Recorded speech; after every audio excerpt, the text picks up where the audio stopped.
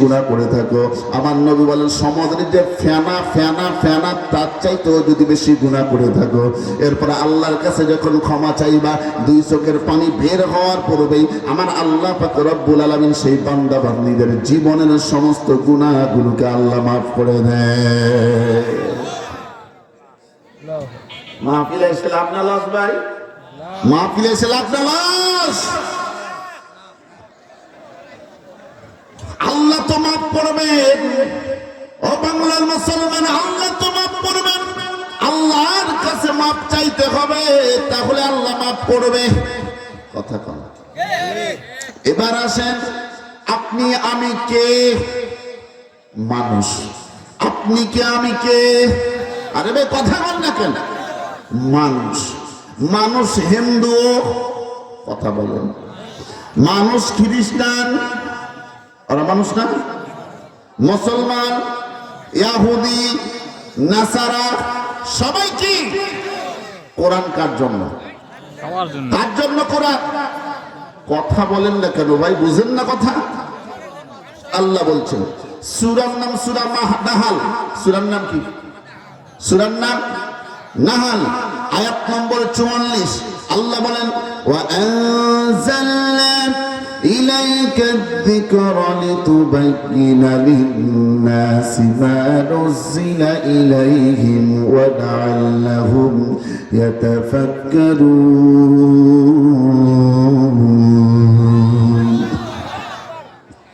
আল্লাহ পাক রব্বুল আলামিন বলেন, সুস্পষ্ট একটি কিতাব আমি নাযিল করলাম, তার নাম কি?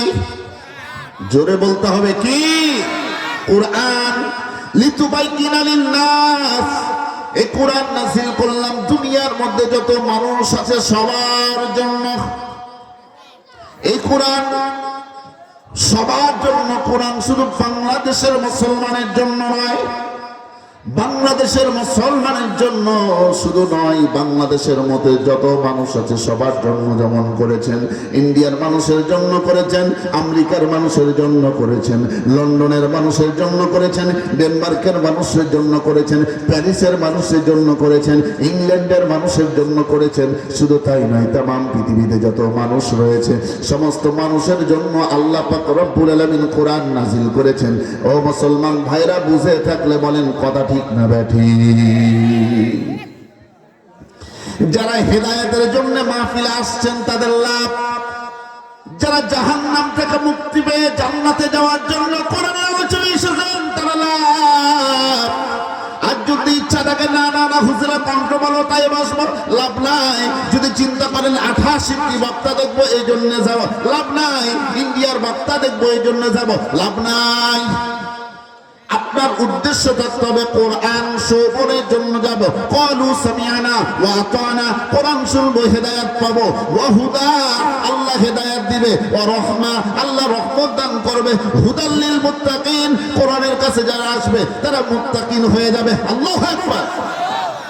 এবার আসেন, আল্লাহ পাক রব্বুল আলামিন কোরআন নাযিল করলেন তার নবী বিশ্ব নবী মুহাম্মদুর রাসূলুল্লাহ সাল্লাল্লাহু আলাইহি ওয়াসাল্লামের উপর।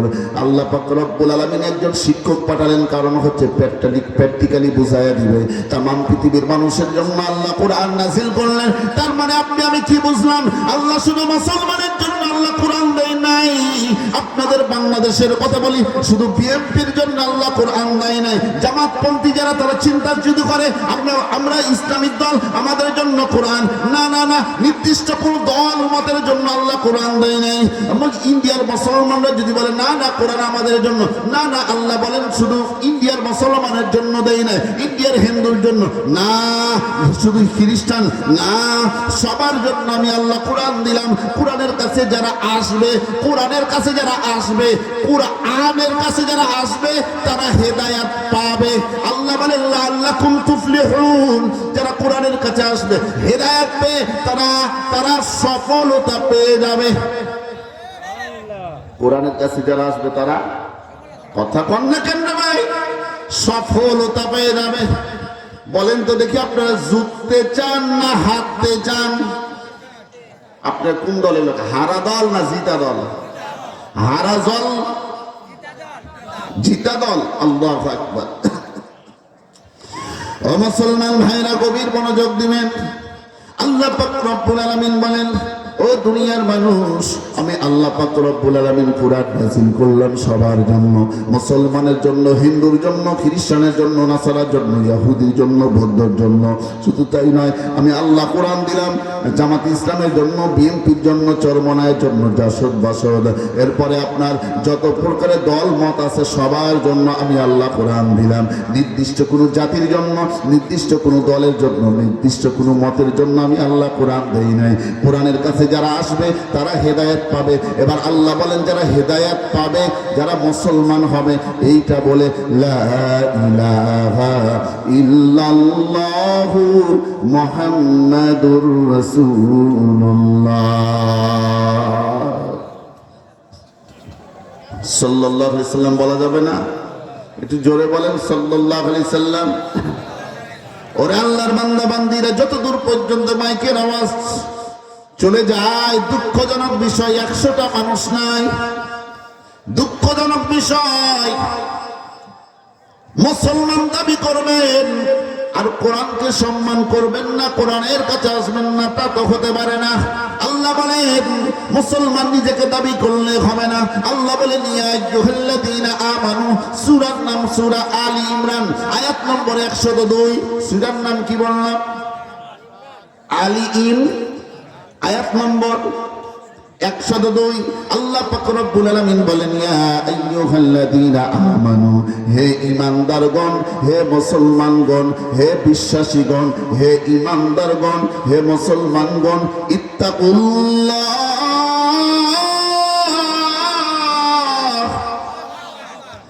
ইত্তাকুল্লাহ হাক্কা তুকাতিহি ওয়া লা তামুতুন্না ইল্লা ওয়া আনতুম মুসলিমুন।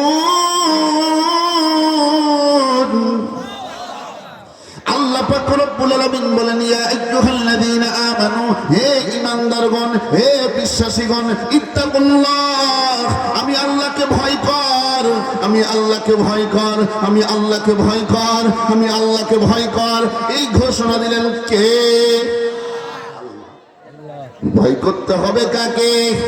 যে আল্লাহকে ভয় করবে, যে মুসলমান দাবি করবে সে আল্লাহকে ভয় করবে, যে মুসলমান দাবি করবে সে আল্লাহকে ভয় করবে, যে মুসলমান দাবি করবে সে মিথ্যা কথা বলতে পারবে না, যে মুসলমান দাবি করবে সে হারাম খেতে পারবে না, যে মুসলমান দাবি করবে সে সুদ খেতে পারবে না, ঘুষ খেতে পারবে না, যে মুসলমান দাবি করবে অন্যকে কষ্ট দিতে পারবে না, যে মুসলমান দাবি করবে অন্যকে কষ্ট দিতে পারবে না, যে মুসলমান দাবি করবে সে কোরআনের আলোচনা ছেড়ে রাস্তাঘাটে দোকান পাশে থাকতে পারবে না, যে মুসলমান দাবি করবে বাড়ির মধ্যে কোরআনের আওয়াজ যাওয়ার সঙ্গে সঙ্গে সে বসে থাকতে পারবে না, যে মুসলমান দাবি করবে আল্লাহর কোরআন শোনার সঙ্গে সঙ্গে তার অন্তরের মধ্যে জোশ বেড়ে যাবে।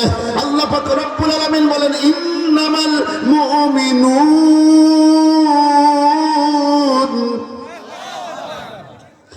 ইন্নামাল মুমিনুন আল্লাযীনা ইযা যুকিরাল্লাহ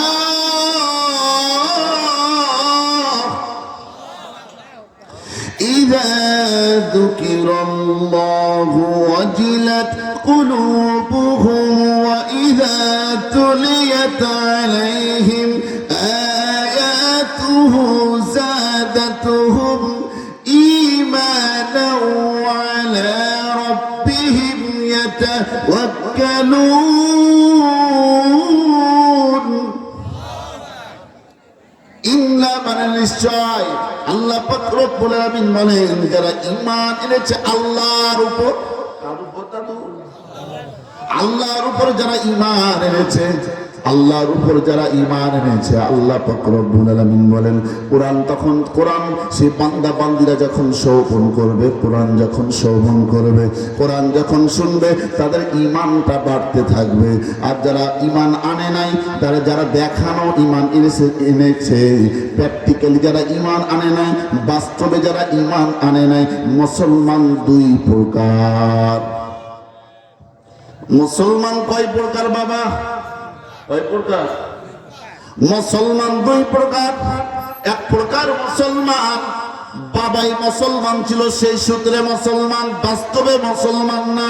যারা কোরআন বাদ দিয়ে বাড়ির মধ্যে বসে আছে, মিছাই নষ্ট করে, দোকানে যারা বসে আছে, এরা আমি বিশ্বাস করি বাস্তবে মুসলমান হতে পারে না। যারা এমনি এমনি যারা রাস্তায় দাঁড়িয়ে আছে গল্প করতেছে, তারা বাস্তবে মুসলমান হতে পারে না। যারা বাস্তবে যারা মুসলমান, কোরআনের আওয়াজ যখন কানে চলে যাবে, তারা কোরআনের প্যান্ডেলে তারা বসে যাবে। বাংলার মুসলমান, আপনাদেরকে বলতে চাই যে আল্লাহ পাক রব্বুল আলামিন আপনাকে, আল্লাহ পাক রব্বুল আলামিন 3.5 হাত বডি দান করলেন, যে আল্লাহ তাআলা এত সুন্দর দেহটা দান করলেন, সে আল্লাহকে বাদ দিয়ে দুনিয়ার মানুষ রেখে আপনি রাখতে পারেন? কথা কন না কেন?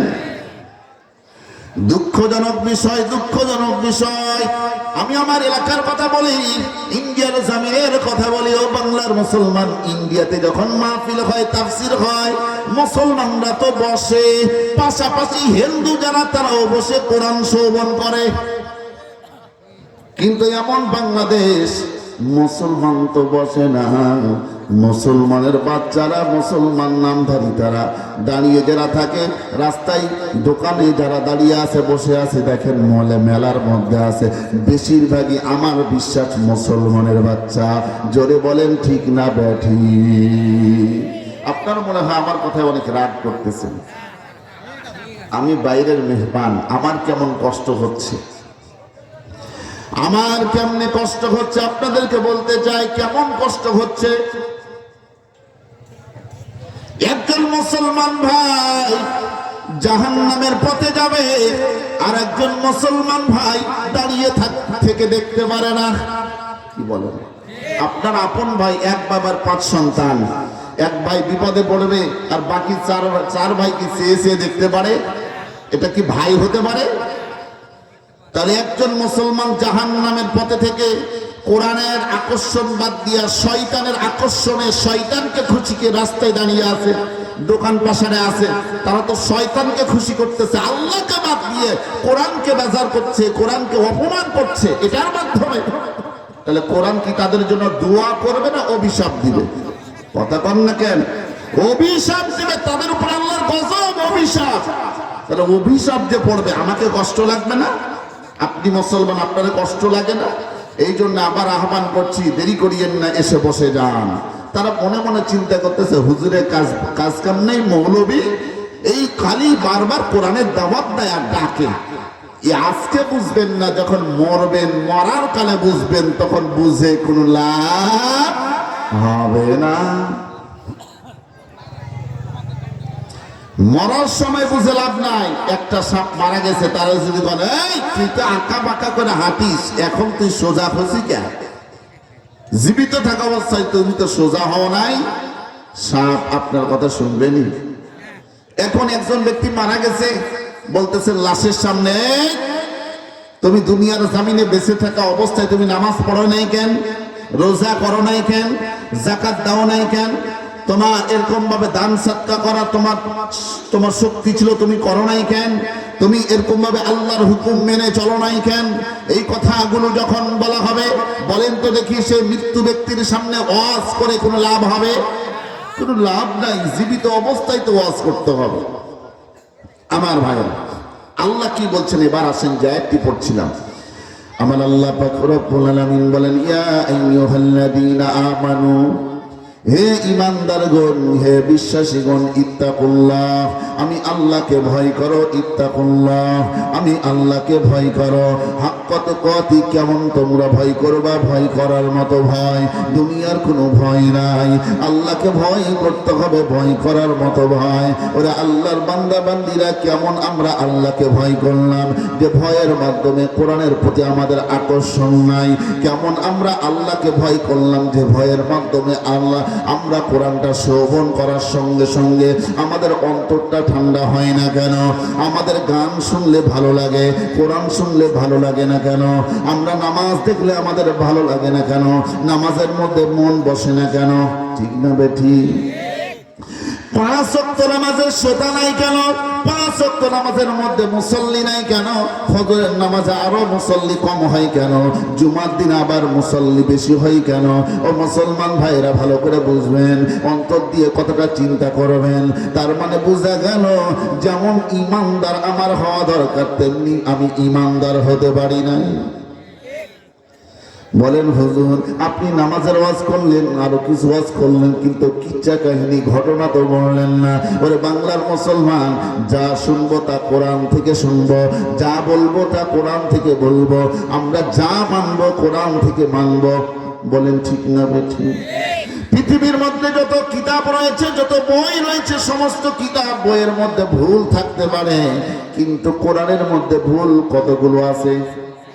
ভুল নাই?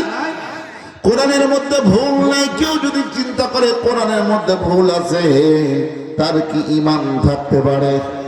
ঈমান থাকবে না। আপনারা বললেন, তাহলে আপনাদেরকে বলতে চাই, আপনাদের বাংলাদেশের মধ্যে গত 2-3 বছর আগের কথা, বাংলাদেশের সংসদে একজন, আপনাদের বাংলাদেশের একজন এমপি সাহেব, তার নাম হচ্ছে তন্ময়, সে যখন সংসদ ভবনের সামনে যখন দাঁড়িয়ে বলল, কুরআনুল কারীমের মধ্যে এমন এমন আয়াত আছে যে আয়াতগুলো কেটে ফেলে দেওয়া দরকার। এমন এমন আয়াত আছে যে আয়াতগুলো কোরআন থেকে কেটে ফেলে দিতে হবে। সে আয়াতগুলো হচ্ছে জিহাদ নামক আয়াত। ওরে বাংলার মুসলমান, বলেন তো দেখি, কোরআন থেকে কেউ আয়াত কোন একটা হরফ যদি কাটার কথা যদি বলে, যদি বাদ দেওয়ার কথা বলে, আমি আপনাদেরকে বলতে চাই, সে শয়তান, সে ইবলিস, সে কোরআন বিদ্বেষী, সে মুসলমান যতই দাবি করুক না কেন, তার ফাঁসির কাস্টে ঝুলানোর দরকার আছে কি নাই? আরে ভাই, কথা বলতে হবে আওয়াজ দিয়ে। কোরআনের বিরুদ্ধে কেউ যদি চারণ করে, কোরআনের বিরুদ্ধে যদি কেউ কথা বলে, কোরআনের বিরুদ্ধে কেউ যদি আইন পাস করতে চায়, তাদেরকে জনসম্মুখে জুতা পিটা করতে হবে, তাদের অতি শীঘ্রই এরকম ভাবে গ্রেফতার করে ফাঁসির কাস্টে ঝুলাতে হবে। এমন আইন কোন কোন মুসলমান আপনাদের বাংলার জমিনে চান? যারা যারা হাত উঠাবেন, শুধু তারা তারা আল্লাহরে হাত উঠায় দেখায় দেন।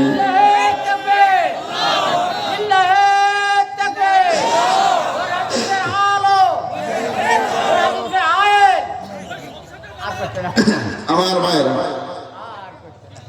বাড়িতে ঘরেতে রাস্তায় ঘাটে অনেক জ্বালাইছেন, অনেক স্লোগান দিচ্ছেন, কাজ হয় না। ঠিক না বেঠিক? আমাদের পারিবারিক জীবন, সামাজিক জীবন, রাষ্ট্রীয় জীবন, সব জায়গাতে কোরআনী জীবন দরকার আছে না নাই? মুসলমান ভাইরা, এটা মুসলমানদের দাবি। কাদের দাবি ভাই? মুসলমানদের দাবি। আল্লাহর বান্দা বান্দীরা, ঈমানটা কি জিনিস আপনাদেরকে বুঝাবো।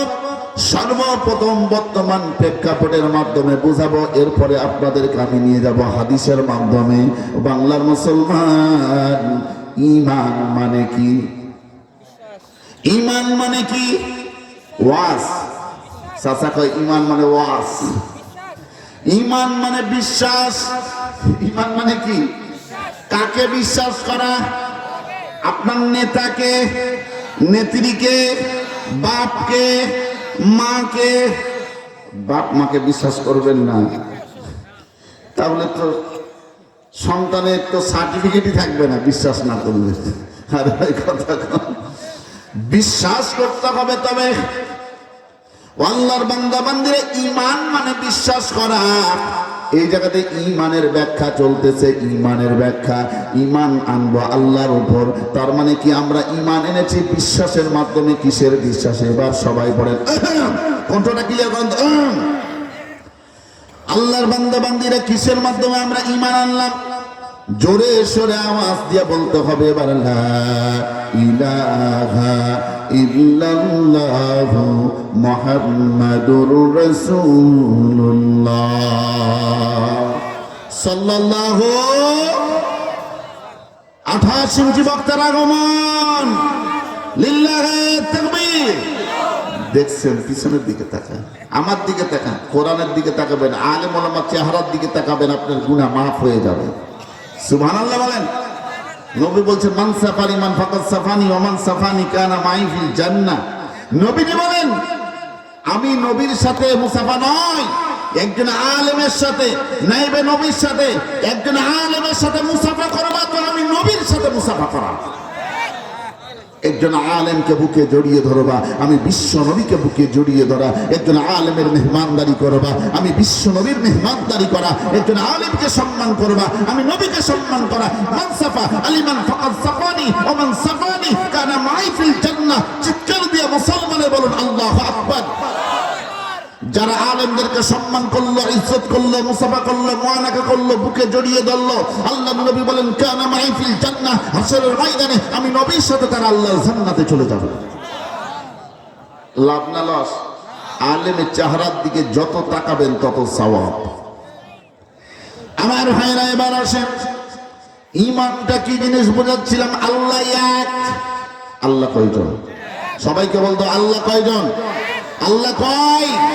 আল্লাহ এক, আল্লাহ একক, আল্লাহর কোনো শরীক নাই, আল্লাহর ছেলে নাই, আল্লাহর মেয়ে নাই, আল্লাহর স্ত্রী নাই, আল্লাহ কাউরে থেকে জন্ম নেন নাই।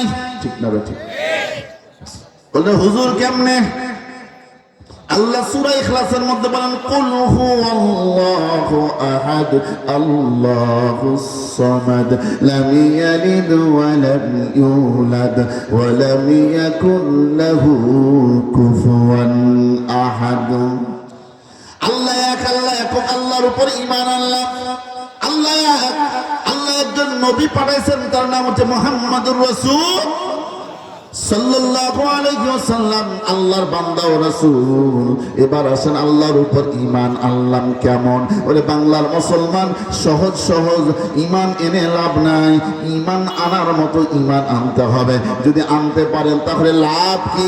সর্বপ্রথম কোরআন থেকে দলিলটা দিয়ে যায়। সূরা বাকারা আল্লাহ বলেন আল্লাহু ওয়ালিয়ুল্লাযীনা আমানু ইউখরিজুহুম মিনাজ যুলুমাতি ইলান নূর। আল্লাহু ওয়ালিয়ুল্লাযীনা আমানু, আল্লাহর উপর যারা ঈমান এনেছেন আল্লাহ তাদের জন্য ওলি হয়ে যান, গার্জিয়ান হয়ে যান, অভিভাবক হয়ে যান। আল্লাহ বলেন আল্লাহর উপর যারা ঈমান এনেছে, ঈমান আনার পরে কোরআন বিধান যারা মেনে নিয়েছে, অর্থাৎ আল্লাহর হুকুম আহকাম গুলো যারা মেনে নিয়েছে, আল্লাহ বলেন ইখরিজুহুম মিনাজ যুলুমাতি ইলান নূর, আমি আল্লাহ তাদেরকে অন্ধকারের পথ থেকে আলোর পথে নিয়ে আসি। অর্থাৎ জাহান্নামের জাহান্নামের পথ থেকে কোন পথ? আরে ভাই কথা কন না কেন? জাহান্নামের পথ থেকে হেফাজত করে আল্লাহ তাদেরকে জান্নাতের পথে নিয়ে যায়। জান্নাতের পথে নিয়ে যাওয়া আল্লাহর জন্য ফরজ হয়ে যায়। কি হয়ে যায় ভাই? ফরজ হয়ে যায় তাদের জন্য। আল্লাহর উপর কেমন ঈমান আনলাম? এবার আসেন আমার দিকে তাকান, আল্লাহর উপর কেমন ঈমান আনলাম আপনাদেরকে বুঝাই। ওরে বাংলার মুসলমান, প্রথমে আপনাদেরকে প্রশ্ন করলাম ঈমান কেমন আনলাম? আল্লাহর উপর কেমন ঈমান আনলাম? কেমন ঈমান আনলাম যে ঈমানের মাধ্যমে আমরা 24 ঘন্টার মধ্যে কতগুলো সত্য কথা বলি? একটু হিসাব নিকাশ করেন, কতগুলো মিথ্যা কথা বলি।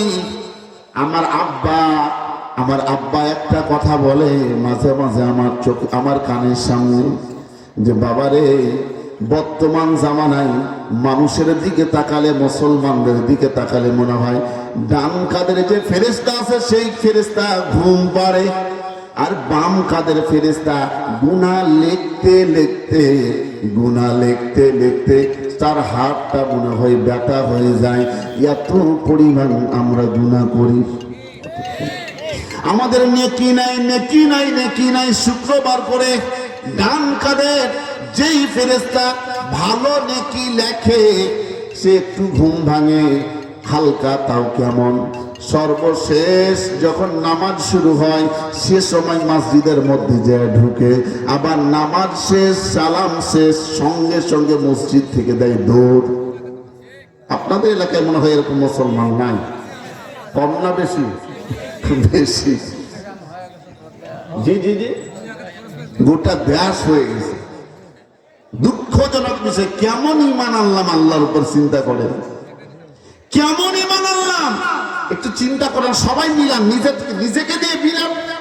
24 ঘন্টার মধ্যে একটা শুধু হিসাব দেন। আল্লাহ যদি কয় একটা হিসাব দে, তোরে জান্নাত দিয়ে দিবে। আল্লাহকে বলতেছে, আল্লাহ কি হিসাব তুমি বলো।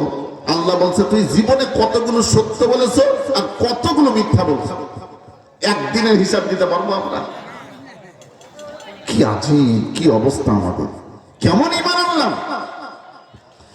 বাংলার মুসলমানরা, আপনাদেরকে বলতে, আপনার সামনে যদি কামান নিয়ে যদি দাঁড়িয়ে যায় আর যদি বলা হয়, ও মুসলমান তোমার নাম কি, আপনার উত্তরটা দিলেন সুন্দর করে, আমার নাম আব্দুর রহমান, আমার নাম আব্দুল জব্বার, আমার নাম আব্দুল সত্তার, আমার নাম কলিমউদ্দিন সলিমউদ্দিন।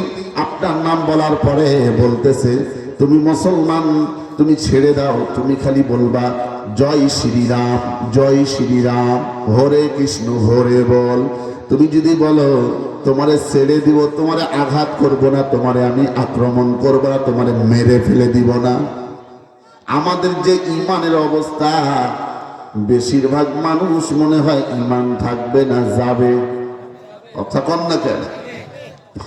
তাহলে কেমন বাংলাদেশের মানুষ? আপনাদেরকে প্রশ্ন করলাম, এবার ইন্ডিয়ায় যায়, ইন্ডিয়ার মুসলমানদেরকে এবার প্রশ্ন করি। কি প্রশ্ন করবেন?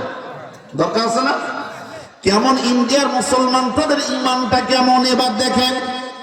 ইন্ডিয়ার মধ্যে যাওয়ার পরে ও বাংলার মুসলমান, গত যে রোজার ঈদ গেল, রোজার ঈদ, রোজার ঈদ আপনারা বলেন না, রোজার ঈদ, রমজান মাসে রোজা রাখার পরে রাত্রিবেলা, সন্ধ্যার পরে, অর্থাৎ রাত্রিবেলা একটা গরু জবাই করা হলো। জোরে বলেন কি? গরু জবাই করা হলো। আমাদের আত্মীয় স্বজনের কথা বলছি, বাইরের মানুষ নয়, আমাদের রক্তের সম্পর্ক। গরু জবাই করা হলো।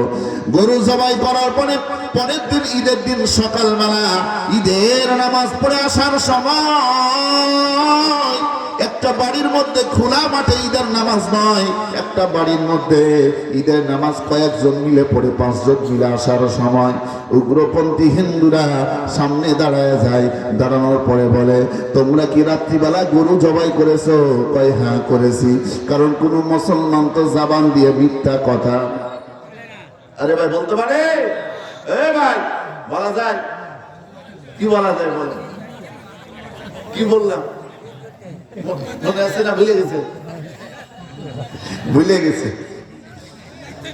মুসলমান ভাই, গরু জবাই, কয় গরু জবাই করেছি।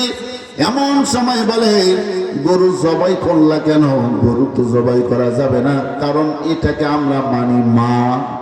আমাদের কি? আমাদের মা। গাভী জবাই করা, এটা হচ্ছে আমাদের মা, গাভী। আর তাহলে গাভীর আরেকটা কি কি বলা হয়? বাছুর, ষাঁড়। তাহলে সেটা কি হবে? আব্বা। দেখছেন কি চালা। বাংলার মুসলমান ভালো করে বুঝবেন, যখন এই কথা বলার পরে বলা হলো, গরু জবাই করছো কেন? জানো না গরু জবাই করা অপরাধ, গরু জবাই করা যাবে না। এমন সময় বলতেছি, আমাদের তো আগামীকালকে, আজকে তো আমাদের উৎসবের দিন, আজকে তো আমাদের ইবাদতের দিন, আমরা গরু জবাই করেছি। এমন সময় আওয়াজ দিয়ে বলে, তুমি বলো জয় শ্রীরাম, জয় শ্রীরাম। যদি বলো তাহলে তোমার কিছু বলবো না, তোমাদের ছেড়ে দিব। এমন সময় আল্লাহর বান্দা বান্দিরা, মুসলমান ডাক দিয়ে বলে, ওরে ওরে আল্লাহর বান্দা, আমরা পড়েছি লা ইলাহা, জি জি, লা ইলাহা, জোরে বলেন লা ইলাহা মুহাম্মাদুর, লা ইলাহা ইল্লাল্লাহ মুহাম্মাদুর রাসূলুল্লাহ। এক আল্লাহকে মেনে নিয়েছি, সে আল্লাহকে তো ছাড়তে পারি না, সে আল্লাহর বিরুদ্ধে যেতে পারি না, সে আল্লাহকে তো অমান্য করতে পারি না। এমন সময় বলে, তোমরা যদি আল্লাহ বাদ দিয়ে, তোমরা যদি হয় হরে কৃষ্ণ হরে রাম না বলো, তোমরা যদি জয় শ্রীরাম না বলো, তাহলে তোমাদেরকে আঘাত করা হবে। এমন সময় অনেক কথা হওয়ার পরে পাঁচজন মুসলমান আমাদের ভাই, তাদেরকে গরুকে যেমনি জবাই করা হয় তেমনি ভাবে জবাই করা হয়। তারা জবাই হয়ে যায়, শহীদ হয়ে যায়, এরপরেও তারা জবান দিয়ে আল্লাহকে অস্বীকার করে নাই। তার মানে ঈমান নিয়ে তারা মৃত্যুবরণ করে আল্লাহর কাছে তারা হাজিরা দেয়। ঈমানদার কেমন হওয়া দরকার, ঈমান আনা কেমন দরকার।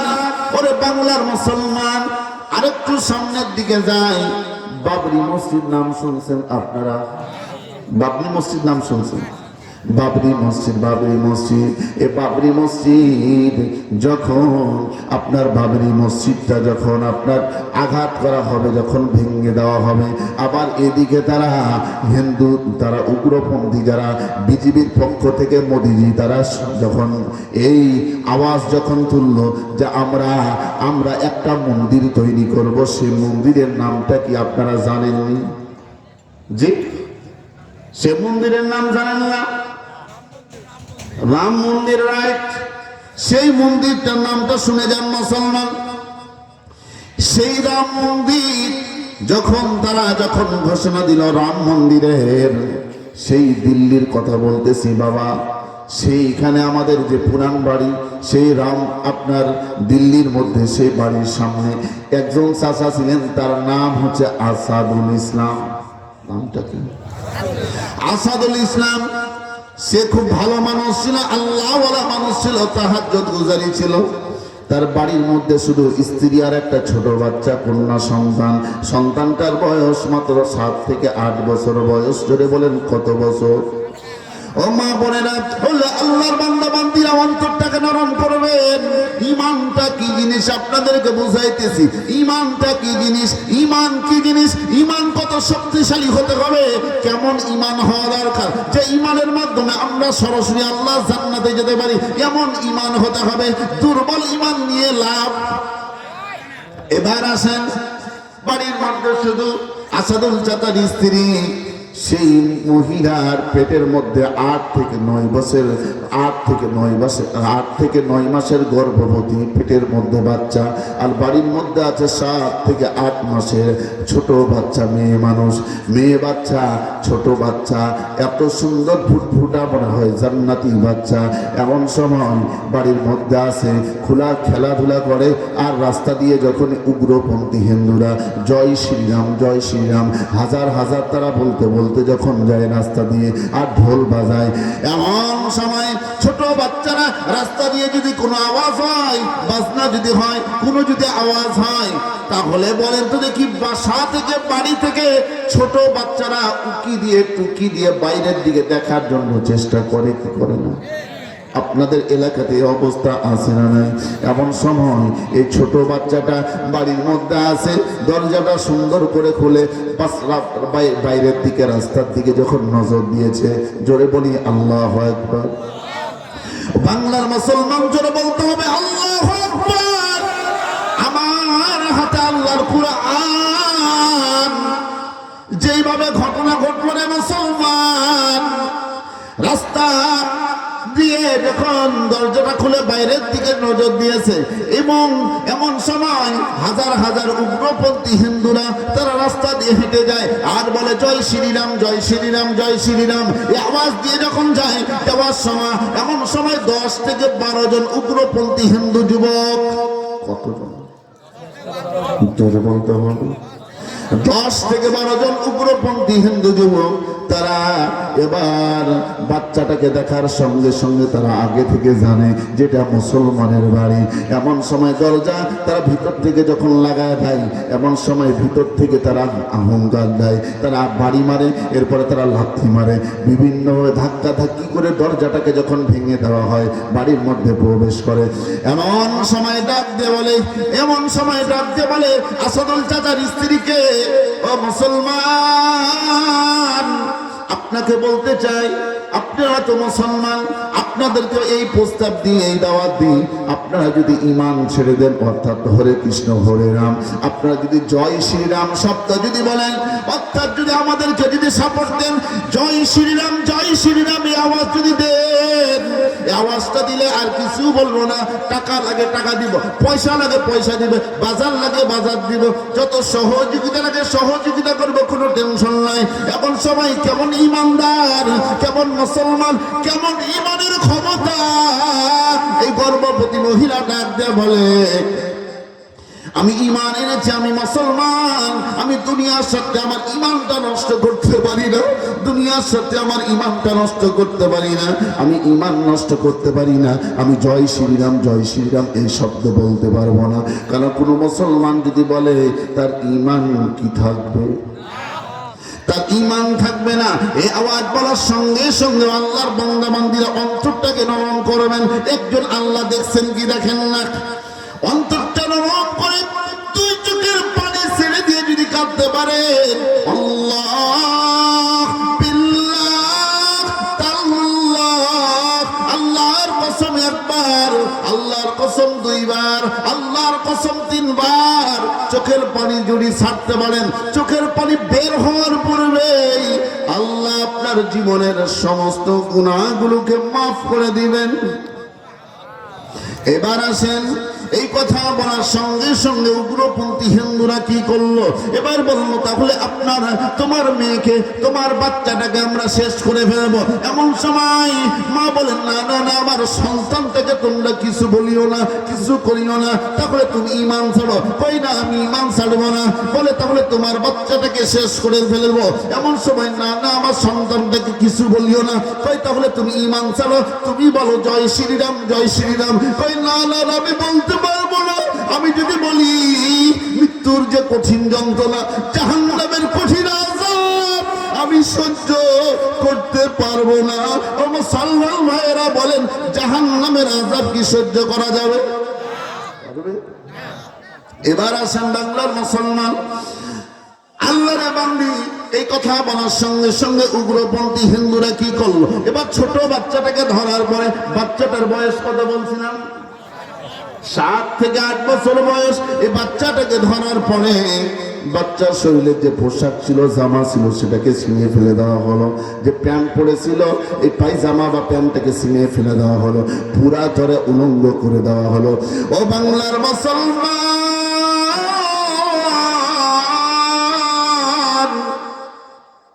এবার ছোট বাচ্চাটাকে ধর্ষণ করবে। তারা যে উদ্দেশ্য নিয়ে কাজ করবে, যখন দেখে না উদ্দেশ্য পূরণ হয় না, এমন সময় একটা বেলেট অথবা ছুরি নিয়ে এই ছোট বাচ্চাটার লজ্জা স্থানের চামড়াটাকে কেটে দেওয়া হলো। ওরে বাংলার মুসলমান, অন্তরটাকে নরম করবেন। কেমন ঈমান মায়ের, ছোট বাচ্চাটাকে উলঙ্গ করার পরে ধর্ষণ করতেছে। এমন সময় ছোট বাচ্চার লজ্জা স্থানের চামড়াটাকে বেলেট বা ছুরি দিয়ে কেটে দেওয়া হলো। এরপরে বাচ্চাটাকে এরকম ভাবে 8 থেকে 10 জন, 10 থেকে 12 জন উগ্রপন্থী হিন্দুরা ধর্ষণ করতে করতে বাচ্চাটা পৃথিবীর জমিন থেকে চিরবিদায় নিয়ে চলে গেল। ওরা আল্লাহর বান্দা বান্দীর অন্তরটাকে নরম করবে। হে কাবার মালিক, তুমি তাকায় দেখো তোমার কোন কোন বান্দা বান্দীরা চোখের পানি ছেড়ে দিয়ে কাঁদে গো। এই সেই বাড়ির ঘরটা রক্তে রঞ্জিত হয়ে গেল, লাল লাল হয়ে গেল। এবার মাকে বলে, তোমার সন্তানের অবস্থা দেখার পরে মা শুধু কাঁদতে কাঁদতে আসছি। এই দৃশ্য কোন মা দেখার পরে কি সহ্য করতে পারেনি, মা কাঁদে। এমন সময় মা বলে, আমার বাচ্চাটা, আল্লাহ তুমি এই নিষ্পাপ বাচ্চাটাকে আল্লাহ তুমি মাফ করে দাও, জান্নাতি আল্লাহ কবুল করে নাও। কেমন ইমানদার একটু চিন্তা করেন। এবার মা তাকে বলে, উগ্রপন্থী হিন্দুরা, তোমার বাচ্চা তো শেষ, তোমার বাচ্চা তো মারা গেল, এবার তোমাকে বলতে চাও তুমি ঈমান ছাড়ো, তুমি বলো জয় শ্রীরাম জয় শ্রীরাম, তোমাকেও ছেড়ে দেওয়া হবে, তোমারে কিছু করা হবে না। এই কথা বলার সঙ্গে সঙ্গে ও আল্লাহর বান্দা বান্দিরা এবার মাকেও তারা গণধর্ষণ শুরু করলো।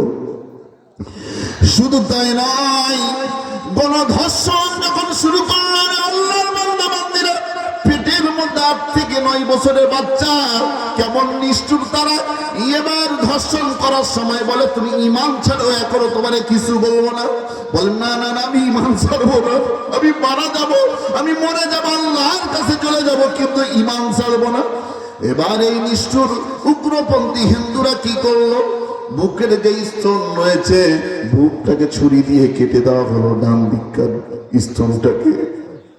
এরপরও মা বলে আমি আল্লাহর বান্দি বলে আমি মরে যাব, আমাকে একেবারে তোমরা শেষ করে ফেলো, আমি আল্লাহর কাছে চলে যেতে চাই। এরপরে বাম দিককার যে স্তনটাকে বুকটাকে কেটে দেওয়া হলো। এরপর আল্লাহর বান্দা বান্দিরা সর্বশেষ আল্লাহর বান্দিকে জবাই করে হত্যা করে তার কাল্লাটাকে নিয়ে তারা নাচানাচি শুরু করছে। আল্লাহর বান্দা বান্দি, ঈমান কি জিনিস, ঈমান কি জিনিস একটু চিন্তা করেন, ঈমানটা কি জিনিস? ওরে আল্লাহর বান্দা বান্দিরা, ঈমানটা কি জিনিস? তাহলে আমাদের ঈমানটা কেমন হওয়া দরকার? আপনাদেরকে একটা প্রশ্ন করতে চাই, আমরা মুসলমান হিসেবে কোরআন ছাড়বো না ধরবো? সবাইকে আওয়াজ দিয়ে বলতে হবে, 2 হাত উঠে আল্লাহরে দেখেন, আমরা কোরআন ছাড়বো না ধরবো? কোরআনটা পূর্ণাঙ্গ মানবো না 50-50? হ্যাঁ, পুরাটাই। আল্লাহ কবুল করুন, আমিন। হাত নামাই। এবার জবান দিয়ে বলবেন, জীবনে মিথ্যা কথা বলবেন নি, মিথ্যা কথা বলবেন। আমরা সবাই কোরআন কত পারা বলতে হবে? কত পারা? 32 পারা, পুরা 30 পারা। আমরা কি বিশ্বাস করি? সবাই বিশ্বাস করি? মানবো না কিছু বাদ দিব? পুরাটাই মানবো। আল্লাহ কবুল করুন, আমিন। আরো জোরে বলি আমিন। আমার ভাইরা, আমার বন্ধুরা, আমি আপনাদেরকে বলতে চাই, ঈমানদার সেরকম হতে গেলে, ঈমান আল্লাহর কাছে যদি আমরা পূর্ণাঙ্গ যদি মনে করতে চাই, আমরা যদি চাই ঈমানদার হয়ে মৃত্যুবরণ করে আল্লাহর জান্নাতে যাব, ঠিক না বেঠিক? সবাই চাই। আল্লাহ কবুল করুন, আমিন। তাহলে আপনাদেরকে বলতে চাই, যেমন আল্লাহর রাস্তায় জান দিতে হবে, জীবন দিতে হবে, তেমনি ভাবে সম্পদ দিতে হবে। আমি বলতে চাই, এত কষ্ট করে যুবকরা মাহফিলের আয়োজন করেছেন, কোন কোন আল্লাহর বান্দা আছে যে মাহফিলের জন্য, কোরআনের জন্য, যে আমি দুনিয়ার স্বার্থে নয়, আল্লাহর স্বার্থে, আমি আল্লাহকে পাওয়ার জন্য কোরআনকে সম্মান করে। মুসাফির মানুষ, আপনি বিদেশি মানুষ এসেছেন, আপনাকে সম্মান করে। আমরা এরকম ভাবে আমি আল্লাহর জান্নাতে যাব, এই জন্যে আমি মাহফিলের জন্য 5,000 টাকা দিব। একজন ব্যক্তি কেউ আছে, আমি 5,000 টাকা দিব। আমি মুসাফির মানুষ, মাজলুম মানুষ, আমি তার জন্য অন্তর খুলে আল্লাহর কাছে দোয়া করব। কোন আল্লাহর বান্দা আছে যে একজন বলেন যে আমি 5,000 টাকা দিব? কেউ আছে না? দেওয়ার মতো কেউ নাই? 5,000 একজন। কোরআনের মাহফিল চলবে প্রতি বছর, এটা চাই না? আমরা চাই। দেওয়ার মতো নাই বাবা? 5,000 টাকা দেওয়া যায় না? বেশি হয়ে যায়? 5,000 টাকা দিলে কি ক্ষতি হবে আল্লাহর কোরআনের জন্য? মা বাবা আছে না মারা গেছে? তাদের রুহের মাগফিরাত কেমন হয়? আমি মুসাফির দোয়া করি আল্লাহ তাদেরকে যেন জান্নাতবাসী করে। 5,000 টাকা দেওয়া যায় না বাবা? আলহামদুলিল্লাহ। জি জি, নাম কি আপনার? রনি ভাই, মাশাআল্লাহ। আচ্ছা, কত দেওয়া যায়? কত দেওয়া যায়? জি, কত দেওয়া যায় বাবা? চিন্তা করতেছে পারে। আর আপনি কি মাহফিলের সভাপতি? কি করেন আপনি? আচ্ছা, আপনি 5,000 টাকা সম্মান করে দেওয়া যায় না? দেওয়া যায় না? না, পরবর্তীর হিসাব তো বাদ, আজকে বলতেছি কত দেওয়া যাবে? আচ্ছা বলেন, কত দেওয়া যাবে? আলোচনা তো করবো ইনশাল্লাহ। একটু বলেন কত, চিন্তা করেন।